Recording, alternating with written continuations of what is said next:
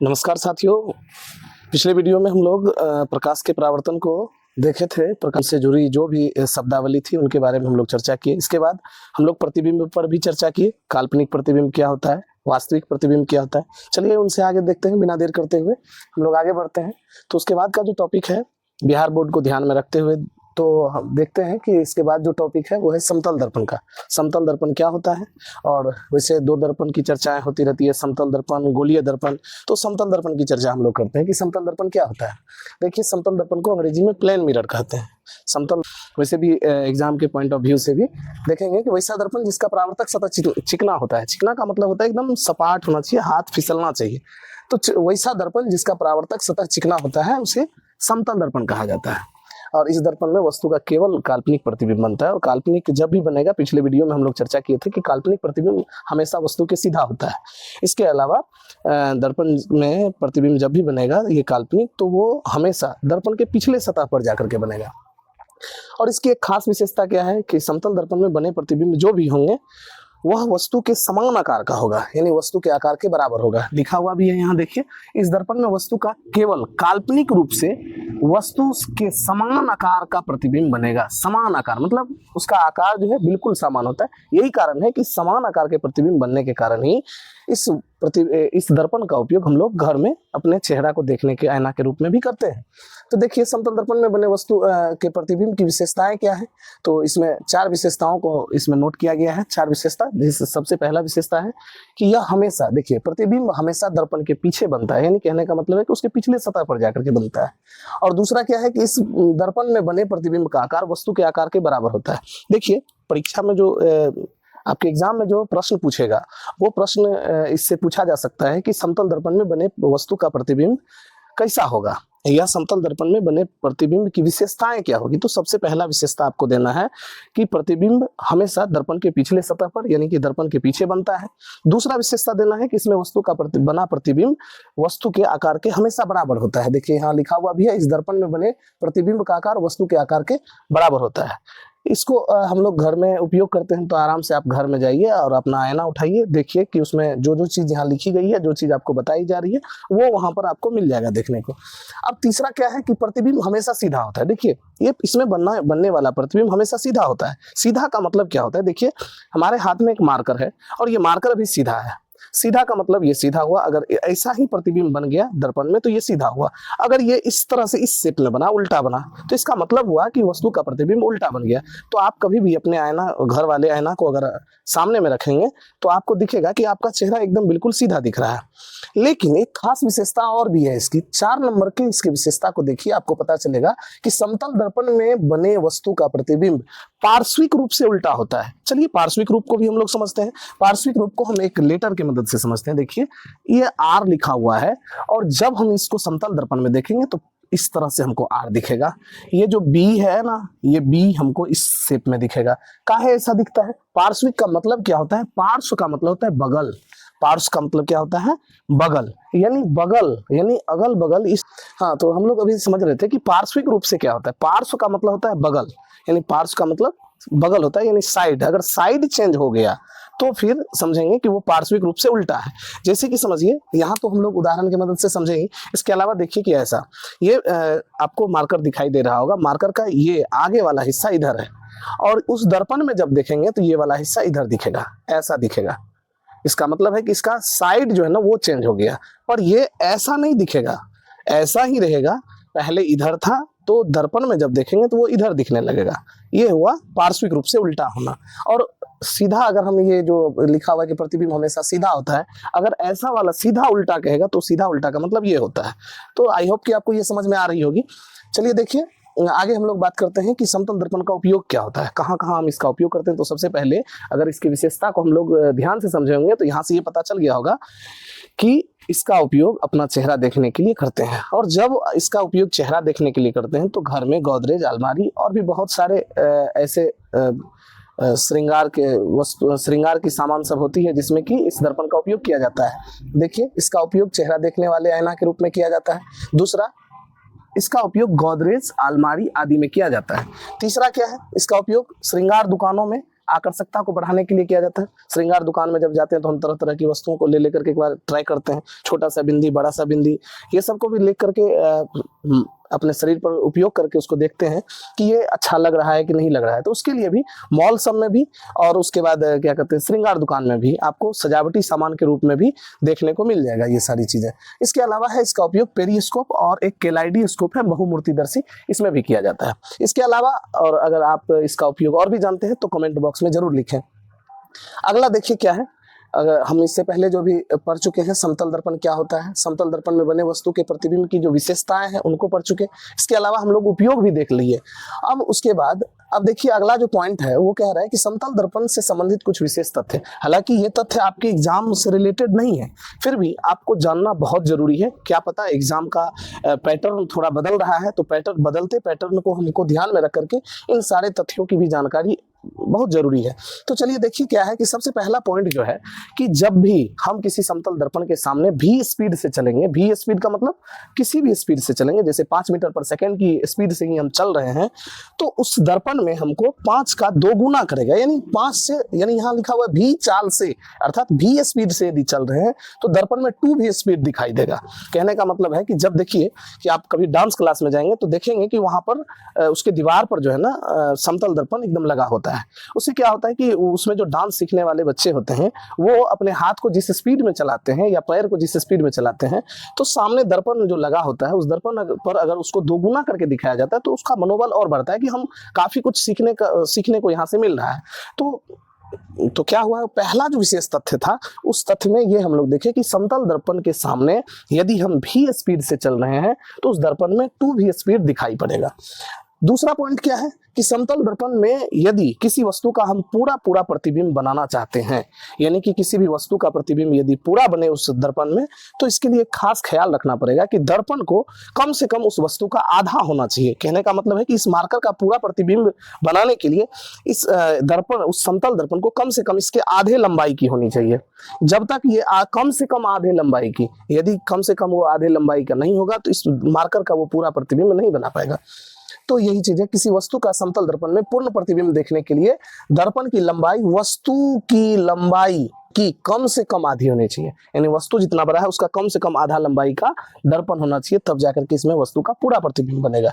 तीसरा पॉइंट जो है देखिए, यदि आपतित किरण को नियत रखते हुए, ध्यान से समझिए, हम यहाँ पर समझने का कोशिश करते हैं, यदि आपतित किरण को नियत रखते हुए दर्पण को थीटा कोण से घुमा दिया जाए। देखिए सबसे पहले हम यहाँ पर एक समतल दर्पण खींच दिए और समतल दर्पण का ये एक हिस्सा तो हम सबको पता है कि सिल्वर ब्रोमाइड से पेंट किया हुआ रहता है, सिल्वर ब्रोमाइड से पेंट कर दिए। और एक ये देखिए आपतित किरण है, यानी आपतित किरण को क्या लिखा हुआ है कि यदि आपतित किरण को नियत रखेंगे, यानी इसमें कोई बदलाव नहीं लाएंगे, आपतित किरण को बिल्कुल नियत रखेंगे और दर्पण को थीटा डिग्री कोण से घुमा देंगे। मान लीजिए कि दर्पण को थोड़ा सा इस तरह से घुमा दिए, चलिए थोड़ा घुमा के देखते हैं।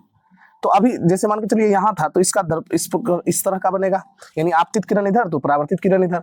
लेकिन जैसे ही इसको घुमा दिए तो देखिए, जैसे मान लीजिए थोड़ा सा इधर घुमा दिए, अब क्या होगा, यहाँ देखिए, यदि आपतित किरण को नियत रखते हुए, यानी आपतित किरण में कोई बदलाव नहीं लाया है, ये अपने से सोचने की भी बातें हैं कि यदि आपतित किरण को नियत रखते हुए दर्पण को थीटा डिग्री कोण से घुमा दिया जाए तो परावर्तित किरणें, अब जो ये परावर्तित किरणें होगी क्या कर रहा है, 2 थीटा डिग्री कोण से घूम जाती है, यानी 2 थीटा डिग्री कोण से घूमेगी।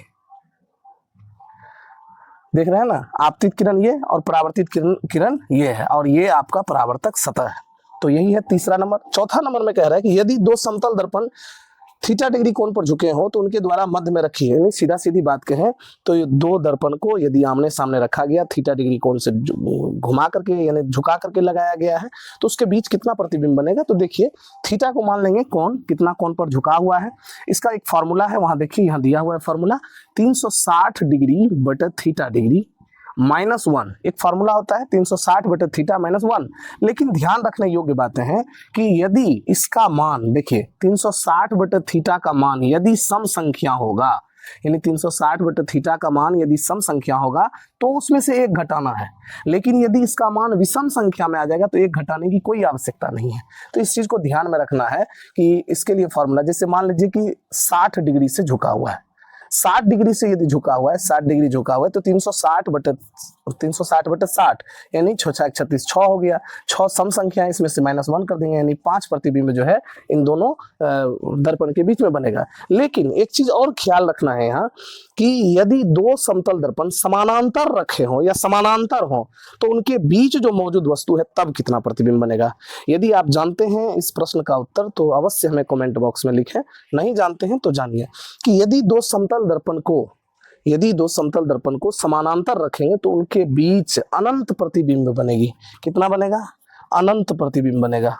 यानी दो समतल दर्पण यदि समानांतर है, समान दूरी पर है, तो यानी कि झुका हुआ नहीं है, एकदम सीधा है दोनों, तो उस स्थिति में उसमें अनंत प्रतिबिंब बनेगी। अक्सर ऐसा आपको देखने को मिल जाएगा हजामती दर्पण के रूप में, यानी दर्पण में सैलून में देखने को आपको मिल जाएगा।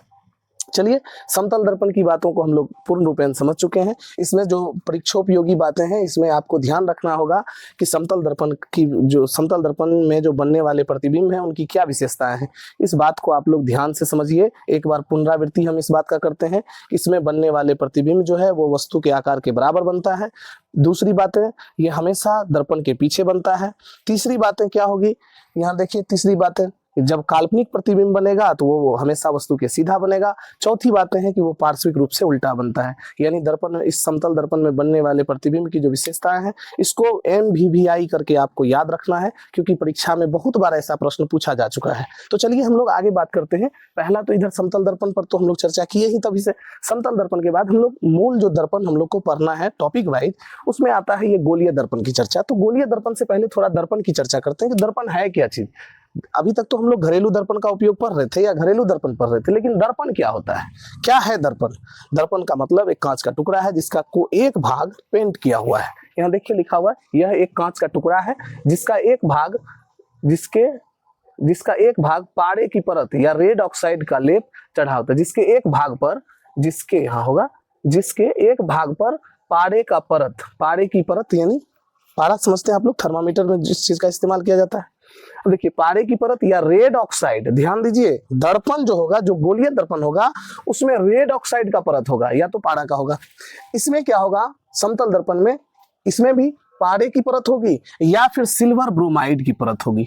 किसकी होगी? सिल्वर ब्रोमाइड की परत होगी इसमें। और ये गोलीय दर्पण जो होगा, इसमें होगा रेड ऑक्साइड का लेप चढ़ा होता है। दूसरा भाग परावर्तक सतह की तरह कार्य करता है। परावर्तक सतह का मतलब यानी जहां सूर्य या किसी माध्यम से आने वाली प्रकाश की किरण टकरा करके वापस लौट जाती है, तो ऐसी सतह को ही परावर्तक सतह कहते हैं। चलिए देखिए, तो मूल क्वेश्चन यहाँ से हमारा है कि गोलीय दर्पण क्या होता है। यानी गोलीय दर्पण है किसी खोखला गोला का हिस्सा होता है। देखिए यहाँ लिखा हुआ है कि गोलीय दर्पण को अंग्रेजी में स्फेरिकल मिरर बोलते हैं। और स्फेरिकल मिरर क्या होता है, किसी खोखले गोलाकार तल से, देखिए, किसी खोखले गोलाकार तल से बनाए गए दर्पण को गोलीय दर्पण कहते हैं। यानी किसी खोखला गोला का ये हिस्सा है, इसका एक भाग पेंट करते हैं और दूसरे भाग को परावर्तन के लिए छोड़ देते हैं। तो गोलीय दर्पण कितने प्रकार के हुए? तो 2 प्रकार के होंगे। 2 प्रकार में पहला है अवतल दर्पण और दूसरा है उत्तल दर्पण। पहला का नाम अंग्रेजी में बात करेंगे तो कनकेव मिरर और दूसरा है कन्वेक्स मिरर। यानी अवतल दर्पण और उत्तल दर्पण क्या होता है, मूल रूप से ये पूरा का पूरा चैप्टर जो है ना, इसी दोनों दर्पण पर टिका हुआ है। हम लोग इससे पहले जितना भी चीज को पढ़े वो सब इनसे पहले जानने का तथ्य था, जानने की चीजें थी, परंतु यही अवतल दर्पण और उत्तल दर्पण का खेला पूरा चैप्टर में है। चलिए देखिए, समझते हैं कि पहला जो है अवतल दर्पण, इसको अंग्रेजी में कनकेव मिरर बोलते हैं, और दूसरा जो है उत्तल दर्पण, उसको अंग्रेजी में कन्वेक्स मिरर बोलते हैं। देखिए यहाँ एक हम गोलीय दर्पण का हिस्सा लिए, इसमें एक भाग को हम बाहर से पेंट कर दिए हैं और एक भाग को अंदर से पेंट कर दिए हैं। तो बाहर से पेंट जिसको किए हैं उसका नाम कनकेव मिरर है और जिसको अंदर से पेंट किए वो कन्वेक्स मिरर है। चलिए यहाँ परिभाषा की मदद से समझते हैं। अवतल दर्पण क्या है, कह रहा है अवतल दर्पण गोलीय दर्पण का वह भाग है जिसके बाहरी सतह पर, देखिए बाहरी सतह का मतलब क्या, हम यहाँ इसका फिगर यहाँ पर बनाए हैं, ध्यान दीजिए। यहाँ पर क्या लिखा हुआ है कि अवतल दर्पण गोलीय दर्पण का वह भाग है जिसके बाहरी सतह पर कलई या पेंट किया हुआ रहता है। कलई या पेंट एक ही बात है, कलई के हैं या पेंट के हैं या रजतित के हैं, एक ही बात है। और किस चीज का होता है इस पर पेंट, सबको पता है, पारे का परत होगा या फिर रेड ऑक्साइड होगा, या तो पारे का परत होगा या तो रेड ऑक्साइड होगा, यानी इस चीज का इस पर पेंट चढ़ा हुआ है। देखिए गोलीय दर्पण का वह भाग जिसके बाहरी भाग पर, देखिए बाहरी भाग पर है, ये इसका अंदर वाला भाग हुआ और ये बाहरी भाग हुआ, अंदर वाला भाग बाहरी वाला भाग, ये बाहरी भाग पर पेंट किया हुआ है। अभी हम इसको आपको हम दिखाते भी हैं, मेरे पास उपकरण भी है।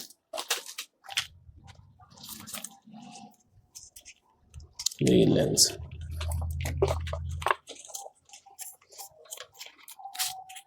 चलिए देखिए मेरे पास आ गया, एक है अवतल दर्पण और एक है उत्तल दर्पण।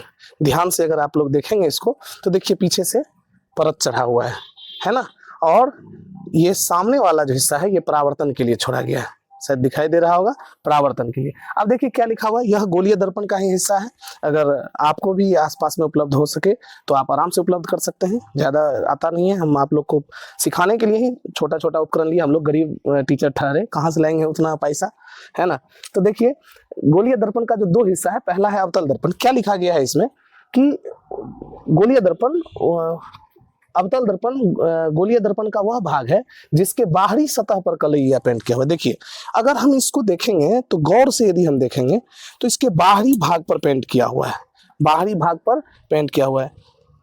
देखिए दो है मेरे पास और इसमें से एक ये जो है ना इसके आंतरिक सतह पर, यानी ये अंदर से धसा हुआ है, इस पर है पेंट, यानी इस पर यदि पेंट होगा तो ये हो जाएगा आपका उत्तल। तो हम उत्तल को रखते हैं, पहले हम लोग अवतल को समझते हैं। देखिए अवतल ये है, ये आपको दिखाई दे रहा होगा, ये अवतल दर्पण है। अब इसमें क्या है कि इसके बाहरी भाग पर पेंट किया हुआ है। जरा अगर हम इसको देखेंगे तो इसको देखने के बाद ये पता चलेगा कि इसके बाहरी भाग पर पेंट किया हुआ है और ये अंदर की ओर धसा हुआ है, यानी इधर से अंदर की ओर धसा हुआ है, इधर से अंदर की ओर धसा हुआ है, यानी इस शेप में है, ये इस शेप में। तो इस पर पेंट किया हुआ है और इस पर मतलब ये परावर्तन के लिए है। तो इस तरह से हमारे हाथ में आपको दिख रहा होगा। तो देखिए इसके क्या लिखा हुआ है कि बाहरी सतह पर पेंट किया हुआ है। और देखिए आगे, इसमें वस्तु का वास्तविक एवं काल्पनिक दोनों प्रतिबिंब बनता है। चलिए देखिए यही तो रहस्यमयी बातें हैं कि इसमें वस्तु का वास्तविक और काल्पनिक दोनों प्रतिबिंब बनता है। तो इसमें वास्तविक कब बनेगा और कब काल्पनिक बनेगा? तो जब वस्तु दूर होगा तो इसमें वस्तु का प्रतिबिंब वास्तविक बनेगा, जब वस्तु नजदीक होगा तो इसमें वस्तु का प्रतिबिंब काल्पनिक बनेगा। और जब वास्तविक बनेगा तो हम सबको पता है कि कह रहा है जहां वास्तविक रूप से उल्टा, छोटा, बड़ा या बराबर। देखिए जब वास्तविक बनेगा तो उल्टा बनेगा और छोटा, बड़ा या बराबर बन सकता है, जबकि काल्पनिक रूप से सीधा बनेगा। इस बात को हम लोग पहले से भी पढ़ चुके हैं, पिछले वीडियो में भी हम लोग देखे थे कि काल्पनिक प्रतिबिंब और वास्तविक प्रतिबिंब क्या होता है। और क्या लिखा हुआ है कि वास्तविक रूप से उल्टा और छोटा, बड़ा या बराबर, जबकि वो काल्पनिक रूप से सीधा, बड़ा या बराबर प्रतिबिंब बनता है। इसे अभिसारी दर्पण भी कहते हैं। चलिए इसे अभिसारी दर्पण क्यों कहते हैं इसकी चर्चा हम लोग बाद में करेंगे, पहले ये देखते हैं कि इसमें वास्तविक कब बनेगा और काल्पनिक कब बनेगा। तो अभी हमने क्या बताया कि वास्तविक तब बनेगा जब वस्तु इससे दूर होगा। तो शायद हम नहीं दिखा पाएंगे आपको कि इस पर कैसे बनेगा। एक तो दर्पण मेरा छोटा है, ऊपर से हम लोग दूसरे वीडियो में प्रयास करेंगे कि कोई ऐसा उपकरण हमारे पास हो जिसमें कि हम आपको वीडियो की मदद से दिखा सकें। लेकिन फिर भी अगर हम आपको दिखाए तो इसे पड़ेगा नहीं, फिर भी हम ट्राई करते हैं, देखते हैं कि दूर से देखते हैं हम दूर से बन रहा है कि नहीं